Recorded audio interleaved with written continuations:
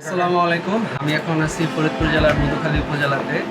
তো ফরিদপুর বা মধুখালীতে আসলে আমি সবসময় চেষ্টা করি যে বাগানের মিষ্টি নেওয়ার জন্য। কিন্তু আমি আগেও জানতাম, বাট ওইভাবে তখন আসা হয় নাই যে মথুরাপুর বাজারেও একটা ভালো মিষ্টির দোকান রয়েছে, লোকনাথ মিষ্টান্ন ভাণ্ডার, যেখানে ক্ষীরের চপ, স্পঞ্জ, রসগোল্লা সহ আর অন্যান্য মিষ্টি পাওয়া যায়। তো বলতে পারি যারা বাগান থেকে মিষ্টি নেন বা ওই দিকটাই চেষ্টা করে নেওয়ার জন্য, তাদেরকে বলবো মথুরাপুর বাজারেও এই লোকনাথ মিষ্টান্ন ভাণ্ডার থেকে ক্ষীরের চপ বা স্পঞ্জের মিষ্টিটা নিয়ে ট্রাই করে দেখতে পারেন।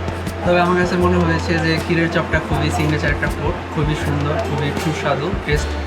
আর এটার কেজি হচ্ছে 600 টাকা কেজি, প্রতি পিস হচ্ছে 70 টাকা। আর স্পঞ্জের যেটা সাদা মিষ্টি, এটাও এখানে ভালো, খুব ভালো চলে। এটা হচ্ছে 250 টাকা কেজি এবং 20 টাকা হচ্ছে প্রতি পিস। এটা লোকেশনটা কিন্তু খুব কাছে।